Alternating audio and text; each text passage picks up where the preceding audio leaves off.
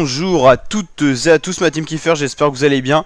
Aujourd'hui pour cette nouvelle vidéo on se retrouve pour le résumé complet de l'étape 2 du Critérium du Dauphiné 2023. Une échappée en tête dans cette étape, on va voir juste le profil juste après.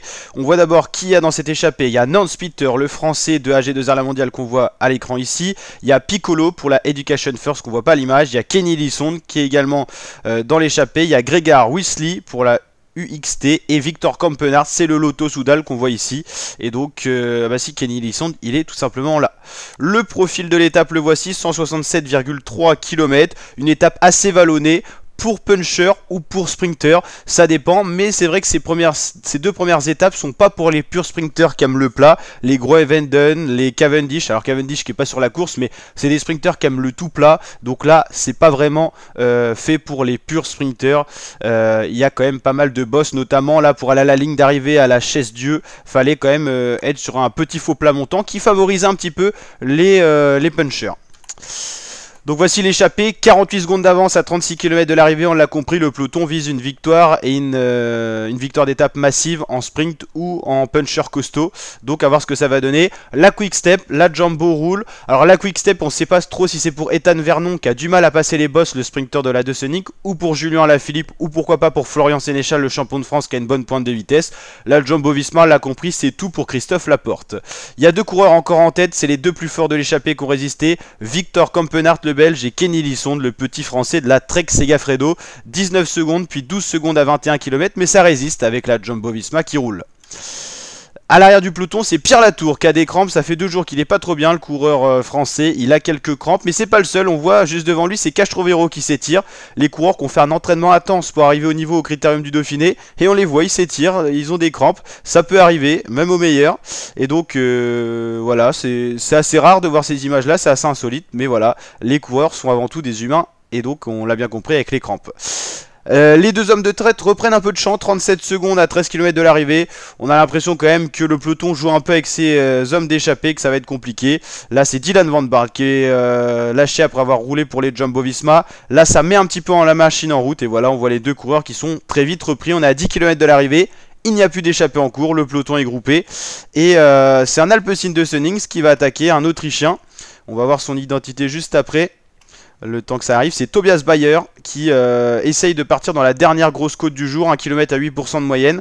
Dans l'arrière du peloton, ça lâche quand même pas mal. Là, on voit les leaders du général qui se replacent. Dylan Groenewegen qui est encore là. C'est peut-être le sprinter le plus rapide, mais on n'est pas sûr qu'il arrive à passer toutes les bosses. L'Alpecin de Sunnings s'est fait reprendre, mais là, à 4 km de l'arrivée, c'est un Lotto Soudal cette fois qui attaque. Il essaye de se faire la malle du peloton. C'est Sweeney, Harrison Sweeney. Mais pareil, il va se faire reprendre par le train Jumbo Visma qui est très efficace. C'est Tige Benoît qui donne tout. Et après, ça sera à Vingegaard de rouler pour Christophe Laporte, le dernier vainqueur du Tour de France, qui se met au service de Christophe Laporte de temps en temps. Là, c'est le cas. C'est Vingegaard en personne qui roule pour contrôler les attaques. On l'a compris, c'est fini pour Groenewegen qui est à l'arrêt. C'est trop vallonné pour lui, c'est trop vallonné pour les purs sprinters. C'est aussi le rythme intense des Jumbo. Ils savent que leur sprinter Christophe Laporte passe bien les bosses. C'est un sprinter puncher. Peut-être pas le plus rapide sur une arrivée toute plate, mais sur une arrivée en boss, il est là. Et là, c'est Carapaz qui va lancer en premier, suivi de Julien Alaphilippe qui va tout de suite sauter dans la roue. Un sprint, plus de puncher que de sprinter. Christophe Laporte, le maillot jaune un peu en peine. Et c'est Alaphilippe qui va s'imprimer et qui va un peu célébrer d'une façon spéciale, en train de dire je suis là, c'est un peu son retour, le comeback au meilleur niveau. Julien Alaphilippe qui a été très fort et en gros il a dit voilà, arrêtez de parler, je suis là et je suis encore capable de gagner. Très belle victoire de Julien Alaphilippe. Pour l'instant, on a un Critérium du Dauphiné où les Français brillent. Christophe Laporte a remporté la première étape et a chopé le maillot jaune. Alaphilippe remporte la deuxième étape. Franchement, ça commence vraiment plutôt bien ce Critérium du Dauphiné. En tout cas, ça fait plaisir de voir Alaphilippe heureux comme ça et aller chercher une très belle étape. Donc voilà, 2 étapes, 2 victoires françaises. Que demander de plus? Au niveau du général, ça donne quoi? Donc déjà pour l'étape, c'est Alaphilippe qui gagne devant Carapaz qui a été costaud. Parce que Carapaz, il a lancé en premier, il finit quand même deuxième. Nathanael Tesfacion, l'Érythréen, 3ème. Christophe Laporte qui était un peu fatigué, peut-être un 4ème après sa victoire d'étape. Maxime Van Riels, Robert Stannard, Fouad Wright, Edgar Oscar Onley, Marco Brenner et Clément Champoussin. Pas mal de Français dans le top 10, 3 quand même, c'est à signaler. Christophe Laporte conserve sa tunique jaune. Julien Lafilippe revient deuxième du général avec 0 secondes d'écart sur Laporte. Mais c'est juste parce que voilà, on sait que Christophe Laporte a pris le maillot jaune à la première étape. Donc ça se fait toujours comme ça. Le maillot jaune reste sur les épaules du premier maillot jaune en cas de temps égalitaire. C'est rare mais ça arrive. Carapaz se place troisième du général. Ça c'est un gros leader. Julien Lafilippe, je sais pas s'il passera la pure montagne, mais Carapaz il se replace bien avec ce beau résultat là.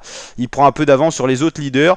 Guillaume Martin, Egan Bernal, Jonas Vingegaard, Giulio Ciccone, Esteban Chavez, David Gaudu. Ils sont pas loin, ils sont à 10 secondes, mais des fois 10 secondes ça peut jouer. Hein. On a vu le dernier Giro qui s'est joué à coup de seconde entre Roglic et Geraint Thomas. Donc voilà, c'est important. D'autres leaders sont un peu plus loin, mais toujours à 10 secondes. Carlos Rodriguez, Ben O'Connor, Jack Haig, Adam Yates. Il y a du monde. Hein. Pour l'instant, les leaders ne sont pas vraiment fait la bagarre. Christophe Laporte est également maillot vert, mais c'est Maxime Van Rils qui portera ce maillot par procuration. Meilleur grimpeur, c'est également un Français, Donovan Grondin. Meilleur jeune, c'est Runo Ergod. Et le meilleur équipe, c'est UAE.